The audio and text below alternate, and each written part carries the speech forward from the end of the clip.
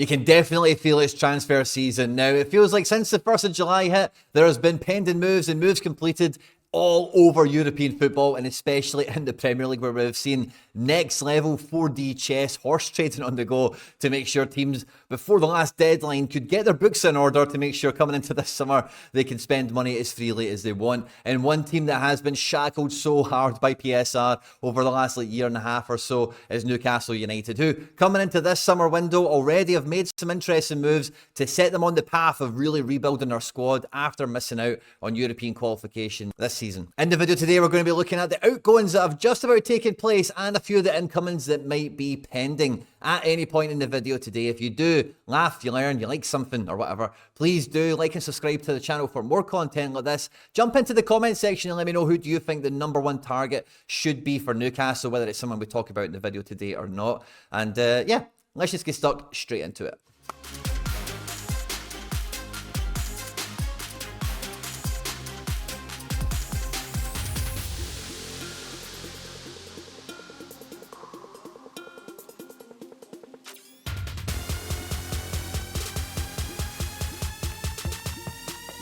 Now, the last time we covered Newcastle on the channel, we were doing the end of season report card, and we were looking at the squad. You know, there was definitely a good layer of quality all the way across, and this squad was just really begging, really dying to be enhanced, to have extra players come in to reinforce the ranks, lift the level of the floor of the quality of the squad, and give them the best opportunity possible to crack back into the European spots this season. Ideally, getting back into the Champions League is the name of the game. But as we open up this window, the addition we've already had in defence of Lloyd Kelly is almost in the memory. You know, almost feels like that happened last year. It feels like so long ago in the transfer world. But over the last couple of days, we've seen a few very interesting moves on the way out for Newcastle. Homegrown talent prodigy Elliot Anderson, who I thought was one of the best midfield assets for Newcastle last year, has made the move to Nottingham Forest for €35 million. Yankuba Minteh, who I thought would be coming into, you know, definitely lift the floor of the quality of this squad, certainly, because on the right-hand side, if it wasn't Almiron, it was always a big question mark of who was going to be coming in. But it feels like he's on the brink of moving to Brighton for circa 30-odd million quid or whatever.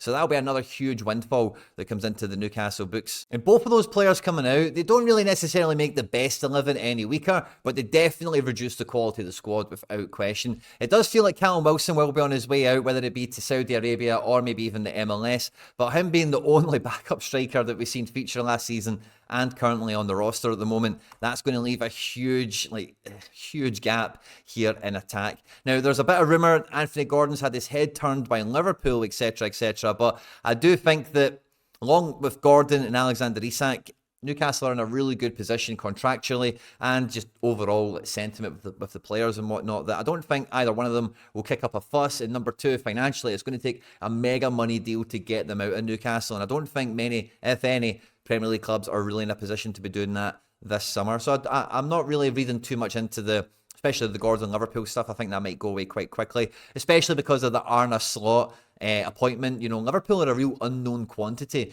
for next season, for better or for worse. And although they will be in European football and probably competing in the top 3 positions in the league, and Newcastle not having European football, I'm not too sure that moving to Liverpool really moves Gordon's career on this summer, and it's something that he really should be pining for, you know, being the main man in this team here, getting that next level production alongside his partner in crime, his attack partner Alexander Isak. I think it's more likely that we see Isak and Gordon remain just because of the fees required, as well as like both of them are on decent enough contracts and have expressed nothing but delight throughout last season, despite all the, you know, the ups and the downs of last season. So attack is definitely the section of the squad here that I think needs the most attention. But I think it's only right we start the video off with the goalkeeper situation, right? Because we have had Dubravka's pretty much on his way out, but we've had in the midst of the Elliot Anderson transfer, we've had Odysseus Vlachodonimus come into Newcastle here. And I'm not too sure on the exact fee at the moment. There's a few different reports reporting things slightly different because of the way everything's all shaping out here. And he's firmly seen by all the Geordies I'm in touch with as being the #2 goalkeeper coming forth. And that was just further underlined with the signing of John Ruddy. Newcastle definitely doing some Champions League level squad building here by having your own Scott Carson on your ranks. A guy that can be #3, #4 goalkeeper, is basically just a fancy goalkeeper coach that you can have listed as a player and keep that homegrown status attached. And the rumours now are kind of circulating around Nick Pope getting replaced. Now, one of the things that really did propel Newcastle into the top 4 into the Champions League, you know, the season before last, was their defensive record. And for me, like, there's a few things going on here. Nick Pope, for me, is the best English keeper I think there is going around at the moment. He's a very different goalkeeper to Jordan Pickford, so it might be an apples and oranges situation for a lot of you guys watching this. But if I'm picking the best England goalkeeper based on what I've actually seen them do over the last year or two, certainly, I think Nick Pope would be top of the list for me. So Nick Pope is aware of that. He's definitely in amongst the upper echelons of England goalkeepers. Will be very disappointed that not being currently England #1. And I seen this lovely theory, or maybe you want to call it a fever dream or whatever, on Twitter. This was sent to me by a good Newcastle friend of mine. And this could be an interesting one. If Mamardashvili is to remain the #1 target, one of the top targets for Newcastle this window, that, you know, bringing in Odysseus is a wee bit of cover, a guy that's at least been in the Premier League for a minute. And, you know, if Mamardashvili didn't sign or did come and didn't really hit the ground running right away for whatever reason, then maybe there's a little bit of security there with a cheap backup keeper to replace Dubravka, as it were. But I do think that, you know, Nick Pope is going to be hard to move out. I don't see him, and I know this is saying that his boyhood club or where he's from or whatever is Ipswich, but I don't think moving to Ipswich improves his career stand. And Ipswich are, you know, they maybe have a good year next year, but they're way more likely to get relegated than Newcastle. And you know how it goes. You guys are football fans. You don't need me to spell it out for you. I don't see Nick Pope being that up for leaving Newcastle for Ipswich in particular, although it could happen, of course. But outside of that, you know, what other Premier League teams would actually come in for Nick Pope? I'm not too sure there's that many in the market for a #1 keeper of Nick Pope's kind of profile and everything. So I'm not too sure that move happens as smoothly or as easily as Newcastle fans might be crossing their fingers on. And it's maybe giving me a wee bit of deja vu on what we've seen last summer with the amount of fullbacks that Newcastle were acquiring, you know, Hall, Livermento, etc. But the main difference from last season to the season before, like I've already mentioned, is the clean sheet record, is Newcastle's defensive prowess. And I do think that Schär had a great year. Botman's injury was the real handicap here on the side, as well as, you know, like basically the bomb squad, the guys we've got in grey, just playing way too more often than you would want, as well as like Lascelles was in for a lot of Champions League stuff, and I know that's not everyone's ideal best 11 or whatever. So the defence definitely needs a little bit more strength, definitely in the core. Now, when I've been covering Newcastle over last season, one of the players I was saying Newcastle should be looking to try and sew up sooner rather than later is Lenny Yoro, who now feels like he's maybe on his way to Real Madrid, if not one of the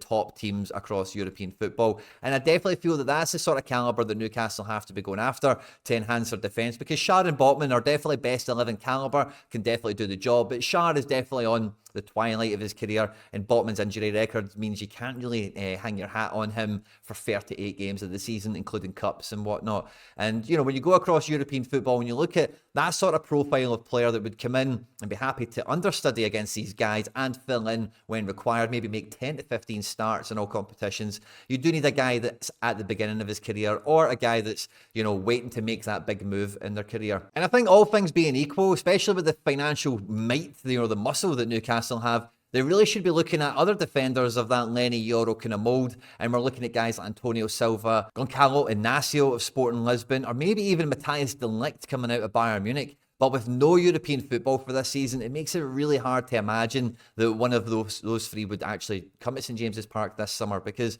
all of them are at very pivotal points of their career, and playing some sort of European football is definitely something that they will be seeking out before making their next transfer. Inacio is maybe the one that could happen out of those three, because Sporting Lisbon traditionally don't do well in Europe anyway, even though they've been winning titles and qualifying for the Champions League and whatever. And he's a guy that has been waiting for that big move for maybe a summer or two too long, and that's one that might happen. But otherwise, you're going into Europe and you're looking for clubs that aren't playing Champions League football, ideally not Europa League football as well. And can you go and get a star defender, a star asset out of one of these teams and bring them into your squad? And I think Ajax could be ripe for the picking this summer for a multitude of positions, depending on, you know, what clubs we're talking about or whatever. But today for Newcastle, if we're looking at centre-backs, I'm a big fan of Kaplan here, but he's got not a great injury record. Neither does Satalo, but Satalo's definitely had a much more formidable season. Now, the Croatian international's had a pretty good season at Ajax after having a pretty good couple of years at Dinamo Zagreb, such as the extent that he's in the Croatia national team, you know, in their starting 11. I know they didn't have a great Euro. This is definitely a guy that I think would definitely make a big difference to the Newcastle depth, certainly, and give them a future, give them a defender that they can partner with Botman, maybe build the relationships with the likes of Livramento, Hall, this kind of long-term strategy they've got with their defence. You know, and it would probably fall under budget. A guy would probably quite happily make the move, with Ajax only been in Europa League football this season. But one defender I'm a big fan of that I think would really hit the ground running at Newcastle is Lucas Martinez Quatra, the Argentina international who's been at Fiorentina for the last couple of years and played in a couple of European finals. He's been a very important defender. He scored 7 goals last season, made a last man tackle, which was a very impressive statistic to be catching. And this is a guy that is used to playing, like Fiorentina have got 3 first choice centre backs and they kind of rotated all the way through the last couple of seasons with cups and European action and domestic action and whatever as well. A comparable player to Quatra here is Christian Romero, and that's who's keeping him out the Argentina team. Very, very similar players. He's a bit of a titan of a defender, a guy that can cover ground quickly, takes no nonsense, but similar to Fabian Schär as well, very similar player to Quatra here. He can find the back of the net if you're getting him up for corners and set pieces, that sort of thing. So a guy that at 28, definitely waiting for that big transfer to happen. Fiorentina wouldn't be charging, the earth. And again, I just think he fits the profile fantastically well. But again, looking at the squad, there's no need for fullback reinforcement of any kind. But before we get into the attack, the Elliot Anderson transfer coming out definitely weakens the midfield depth for me, because Tonali being missing last year was like the stardust, the quality player that was getting added into the team was just MIA. So it didn't really feel like the team moved on last year, was really developed. And Elliot Anderson did help, carry a bit of that water alongside Longstaff and Lewis Miley here. But I do think looking at it for this summer with Elliot Anderson being gone, and I know Willock is in this equation as well, I don't think buying an Elliot Anderson replacement is what Newcastle needs. They really do need to go and buy a guy that can challenge into the best 11. And there's so many players across European football that I think would fit Newcastle very, very well. The hard part of this equation, but is the no European football aspect of it, because for some players that is a make or break on a deal. Just the way European football is kind of balanced at the moment, and the transfer merry-go-round that seems to be happening. Like the number one pick for me to come into this Newcastle team would be somebody like a Leon Goretzka, who seems to be getting chucked out of Bayern Munich. He can play in this Triple H system very, very well. And I think like a midfield of Goretzka, Guimaraes and Tonali, like that is really Champions League level. And make no mistake about it, you would be winning a lot of midfield battles with that calibre of guy. But again, like I've already mentioned, and I hate to labour it to you, but with no European football, it does make that a little bit harder. Now, Newcastle have just completed a deal to sell Elliot Anderson to Nottingham Forest, and the very first player that was jumping out of everyone's mouth was Morgan Gibbs-White. And I do think Morgan Gibbs-White would be also an apex transfer target to bring in this Newcastle midfield. He could maybe even fill into the front three, depending on, how Eddie Howe would see him developing and different matches and that kind of thing. But I do think, similar to what I said already about Gordon and Isak, like Nottingham Forest spent a lot of money on Morgan Gibbs-White. They're still in the Premier League. He's their main guy. And to get him out of the City Ground and up to St James's Park, it would cost a lot of money. Newcastle have got it. They might spend it, but it's not. I don't think it's as easy as just go and get Gibbs-White out of Nottingham Forest. I don't think. If he was a homegrown prodigy or homegrown product of Nottingham Forest, maybe it would be a wee bit easier because of how all the financial systems work. But because they spent a lot of money for him, it's not as easy a transfer to imagine happening with ease. So in terms of who Newcastle bring into their midfield, I'm really at a loss to think about who they could bring in. Someone that would be happy to not play European football and to fight for their space and be good enough to, in theory, be best 11 calibre. So it'll be really interesting to watch this space for the midfield, especially. I'll be quite interested to see who Newcastle go for. But with Almiron as well being heavily linked to be leaving the club to probably Saudi Arabia, it feels like that transfer is maybe all but done, because those rumours have been around for a little while. The whole right-hand side of the attack is the first place Newcastle really do need to go out and bring someone in. And I do think that with Almiron leaving, you could maybe get one of those guys that would prefer to be playing in the Champions League, or would really rather to. Because if they know they're going to start every week and they fancy their chances in this squad to get into the Champions League again, to get into European football, then, one season, what's the big deal? No problem at all. And I think when you look around European football, again, like I mentioned with midfield, there's so many interesting players that are available at a wide range of budgets and styles and profiles, that kind of thing. But the top person I think Newcastle should be going for in attack is Federico Chiesa. Almost said Enrico there, but Federico Chiesa. Now, it really looks like Juventus are pushing the boat out to sign Domenico Berardi, who again would be a great guy for Newcastle, I think, but he's just been relegated with Sassuolo. He's at the late 20s and blah, blah, blah. Don't need to worry about Berardi. But Chiesa, beg your pardon, Juventus, the rumours coming out of there now is Juventus are now prepared to sell, and they're actually prepared to sell quite cheap compared to what they've been quoting before for Chiesa. So for somebody like Chiesa to come into the Newcastle team for, I'm just going to say a number, 30 mil, he would really fit into this front three. He's high energy. He's maybe not quite as flary or quite got that X factor, that Stardust element to him that maybe Gordon has, but he does everything else in this front three that you would want this attacking, trident that Eddie Howe has been building to have. And he doesn't have the same blistering pace that Almiron has, and I've got a feeling that's something that Eddie Howe will prioritise. But he's definitely got the engine going up and down the line. Great technical player, great team player as well. And like we've seen in the Euros with Italy, he's actually a bit of a striker as well, a guy that can play not as a winger, but as a wide forward, a guy that knows where the back of the net is and likes to get in the box. So I think he would be top target.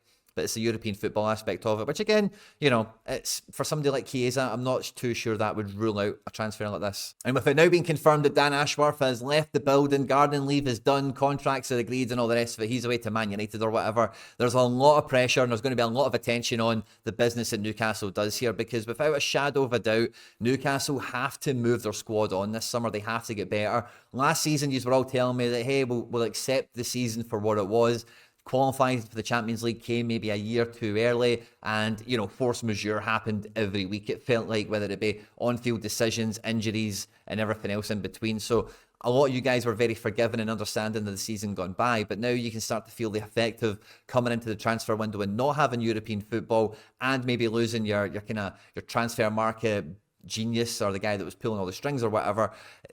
This summer is really make or break for Newcastle, and for Eddie Howe is probably the better way of putting it. It's not for Newcastle, they're not going anywhere, but the project and the squad that's been building needs reinforcement. It needs top shelf quality, and you only need to look around the Premier League at the other teams that finished in and around Newcastle or ahead of Newcastle and see the quality of business that they're doing. The pressure is really on, and I think with the transfer arsenal, the war chest that's there, they could make some really exciting transfers, but I don't think there's too many obvious ones out there, or too many ones where you could easily see that would work on every level for player, club, and everyone else involved. So I'll definitely be watching it for Newcastle with a really keen eye. Let me know what you think about these transfers and all the rumours and everything else in between that we spoke about in the video down in the comment section. On screen now, some other stuff that I've made that YouTube thinks you might enjoy.